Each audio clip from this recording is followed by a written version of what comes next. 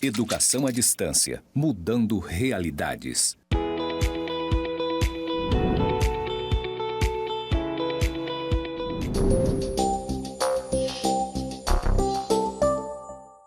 Olá, eu sou a professora Denise Tontiucci e essa é a disciplina de Economia e Mercado. Eu falo com vocês aqui diretamente do nosso estúdio de gravação do IFRO, Campus Porto Velho, Zona Norte. Atrás de mim tem uma tela branca com alguns pontos conectados e escrito ao meu lado aqui em letras verdes as palavras EAD, mudando realidades. O sinal que me identifica na comunidade surda é esse aqui. Eu vou seguir agora para a minha audiodescrição. Eu sou uma mulher branca, alta, estou usando uma camisa social branca, clara, e uma calça escura. Vamos para a nossa terceira aula da disciplina? Essa aula nós vamos falar um pouco sobre como as pessoas interagem e como elas tomam decisões dentro da economia. Esse é um conteúdo que faz parte dos 10 princípios de economia da economia. Esse é um livro, um capítulo de um livro importante chamado Introdução à Economia, do professor Gregory Mankiw, que é um professor de Harvard, que organizou a economia em 10 princípios importantes. Na aula de hoje nós vamos estudar 4 desses 10, que é como as pessoas enfrentam trade-offs, o custo de algo que você desiste para obtê-lo, pessoas racionais pensam na margem e pessoas reagem a incentivos. Nós vamos falar sobre cada um desses princípios. O objetivo é interpretar, então, esses princípios e relacionar esses princípios a algumas decisões individuais. O Nicholas Gregory Mankiw é um professor de economia que ainda está vivo, né? Nasceu em 1958, é um professor de economia de Harvard. Ele tem esse livro, então, Introdução à Economia, é um livro muito famoso, a gente estuda esse livro na faculdade de economia, e ele fala sobre esses 10 princípios. Esses 10 princípios estão organizados em 3 grandes grupos. O primeiro grupo fala como as pessoas tomam decisões, que é o que a gente vai ver na aula de hoje. Outro grupo fala sobre como as pessoas interagem e, finalmente, como a economia funciona. Na aula 4 e na aula 5, a gente vai abordar essas outras partes dos 10 princípios da economia. Estamos hoje aqui na nossa aula 3 e vamos falar sobre como as pessoas tomam decisões. Apresentando a mesma informação de outro formato, como as pessoas tomam decisões, então, tem 4 desses importantes princípios, que nós vamos falar um por um na aula de hoje, tá bom? Nas próximas aulas, a gente vai chegar para essas outras partes aqui, desse plano aí de como chegar aos 10 princípios de economia. Primeiro vamos falar sobre esses trade-offs que as pessoas enfrentam. Trade-offs é uma forma de pensar em decisões. É uma forma de decisão bem específica. É uma decisão tipo igual uma prova de múltipla escolha, que quando você marca A, você não pode marcar B. Ele busca resumir, então, a economia ortodoxa, entendendo a economia pela tomada de decisão dos indivíduos. É importante para entender os modelos econômicos e é relevante para a elaboração de políticas públicas. As pessoas enfrentando, então, trade-offs, eu estou falando sobre entender um trade-off nada mais é do que enfrentar uma escolha. Refere-se a uma escolha que exclui a possibilidade de outra escolha. Como você gasta o seu tempo, o que você vai fazer nos seus próximos 15 minutos? Vai terminar de assistir essa aula? Isso aí é uma escolha. Ou você faz isso ou você faz outra coisa. O tempo não volta atrás. O tempo é um só. Como você gasta o seu dinheiro? Vai gastar 10 reais comprando lanche? Vai escolher ir de Uber em vez de ir de ônibus? O dinheiro é uma escolha mutuamente excludente. Escolher uma coisa, gastou, não tem como gastar aquele mesmo dinheiro de novo. Da mesma forma, a gente tem uma escolha entre eficiência e equidade. Eficiência é a gente fazer sempre a escolha mais barata, mais otimizada, melhor escolha economicamente racional. Às vezes é você comprar um produto pela internet, né? Você vai comprar lá da Amazon, ele vai ficar mais barato que comprar no mercadinho do seu bairro.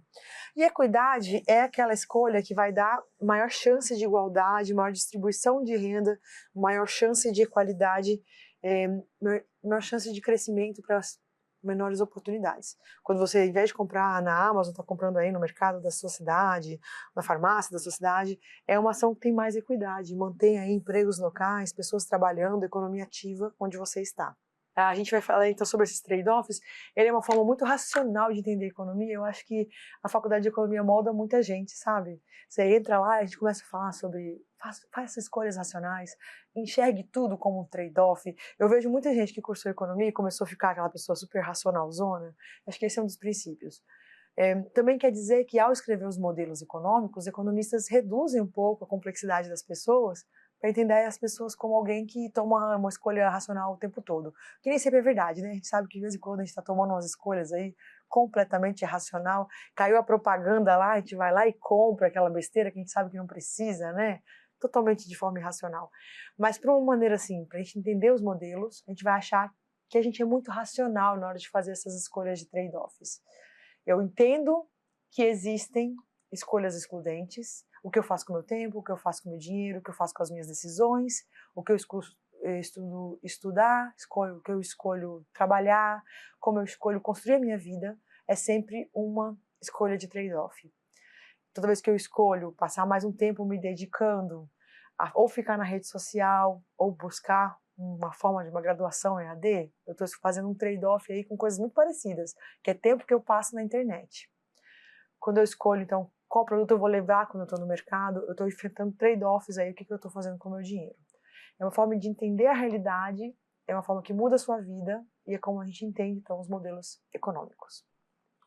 Seguindo o princípio número 2, eu vou falar algo que os economistas chamam de custo de oportunidade. É um custo que a gente conta como custo econômico, que é o custo de alguma coisa, como aquilo que você desiste para obter aquela coisa. O que eu preciso de desistir para fazer uma faculdade EAD? O que eu preciso de desistir para ficar 1 hora olhando o Instagram, no celular? Você está desistindo de muita coisa. Pode parecer que o custo é zero, né? Pode parecer que é de graça olhar a internet no celular. Não é de graça. Parece que é de graça, mas não é, porque a gente já estabeleceu que o seu tempo ele está suscetível a trade-offs.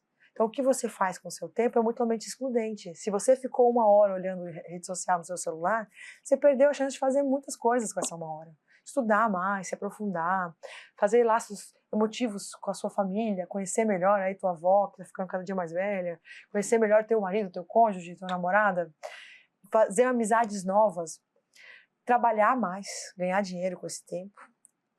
A gente sempre está tomando decisões e parece às vezes que algumas coisas são gratuitas, mas a gente vai entender aqui que nada é gratuito para a gente na economia.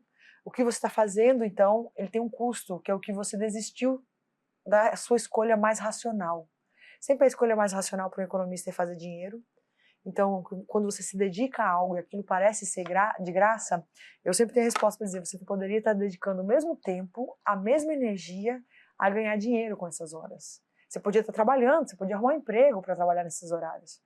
E isso é o custo de oportunidade, é a oportunidade que você está deixando para você usar aquele tempo, usar aquela energia, usar aqueles recursos para fazer a escolha que às vezes parece ser grátis, mas que para a gente economista nunca é. Né? Você só pode fazer uma escolha. O preço dela acaba sendo aquilo que você teve que desistir para tomar a sua decisão. A escolha ótima que você desistiu. A escolha ótima que você abriu mão. Então a gente vai calcular o benefício financeiro da escolha que eu fiz e o benefício financeiro da escolha ótima para minha situação.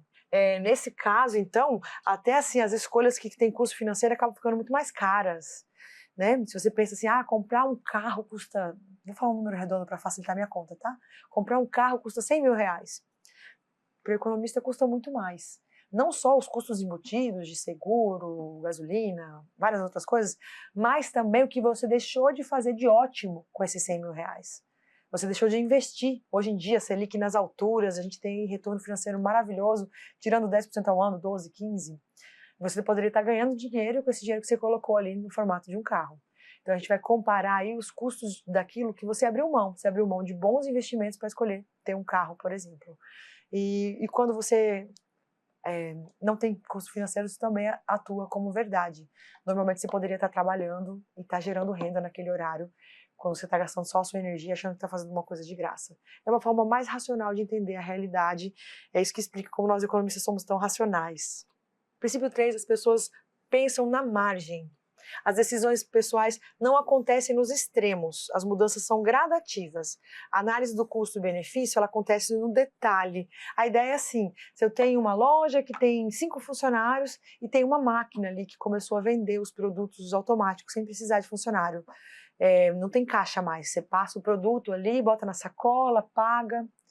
Normalmente, o dono dessa loja ele não vai trocar todos os funcionários pelo caixa automático de uma vez. Ele coloca na margem, coloca um pouquinho de caixa ali, automático. Vamos ver se funciona? Vamos ver se vai ser uma boa estratégia? Vai ter lucro, vai ter prejuízo? Vai ter um pouco de furto? Vai ter um pouco de coisa que a gente não vai conseguir rastrear? Mas vai valer a pena? Isso vai sair ainda mais barato do que pagar um funcionário? A análise vai ser feita, então, na margem. Troco 5%, 10% da minha estrutura. Se funcionar, eu vou trocando um pouquinho mais. Senão, eu volto atrás. O prejuízo não foi tão grande assim, não precisei comprar tantas máquinas. Esse é o exemplo de pensamento na margem.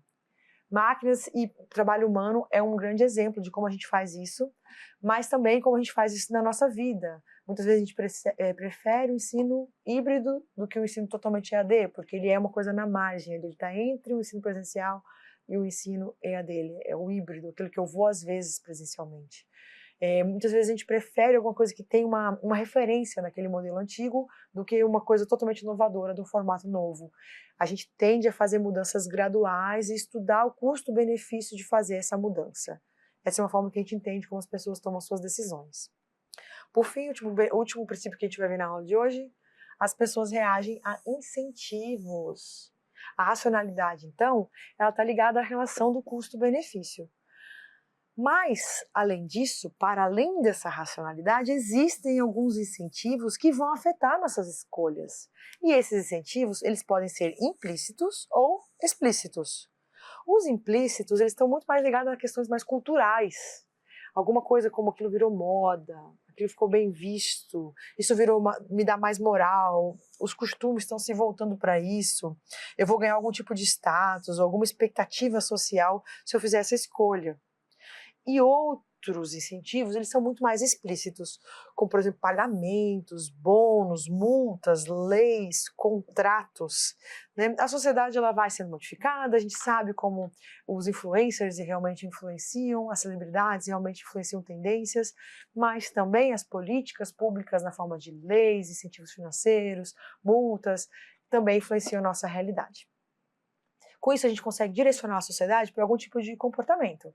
Por exemplo, se em algum momento a mídia, no passado, conseguiu criar uma visão bem glamurosa do ato de fumar, e o cigarro se tornou um símbolo importante de poder, quando a gente tinha aqueles filmes antigos de Hollywood, teve no Brasil principalmente uma mudança aí na década de 90, quando as leis proibiram aparecer pessoas fumando na TV e nas mídias, proibiram propagandas de cigarro e começaram a fazer um incentivo bastante explícito de campanhas, de taxação para ficar mais caro o produto.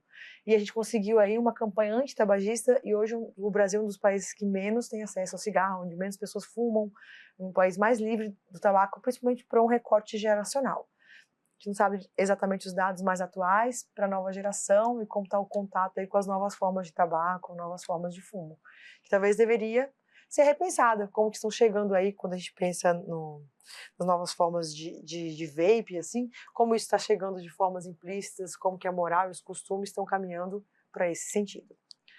Existem milhões de outros exemplos, né? Quando uma coisa se torna chique, quando uma coisa se torna desejável, e a gente vai entrar aí muito nas campanhas de marketing, que às vezes não são tão óbvias, mas também as políticas que vão construir o lobby ao redor de algumas ações, de alguns produtos, que vão desde criação de políticas públicas até cooptando pessoas importantes para falar sobre os assuntos. E a gente vê isso sobre todos os assuntos, aquecimento global, uso de carro elétrico, até tendências de cores, padrões, e tudo que modifica a moda e os padrões de consumo do mundo. Então a gente falou um pouco sobre como as pessoas tomam suas decisões. Esses foram os 4 princípios da aula de hoje. Resumidamente, as pessoas enfrentam trade-offs, que são essas escolhas mutuamente exclusivas, o custo de algo que você desiste para obtê-lo. As pessoas raciocinam na margem, ou seja, as mudanças são no detalhe, pouco a pouco, e as pessoas reagem a incentivos. E assim a gente finaliza a aula número 3, e eu aguardo vocês para a gente continuar o nosso conteúdo.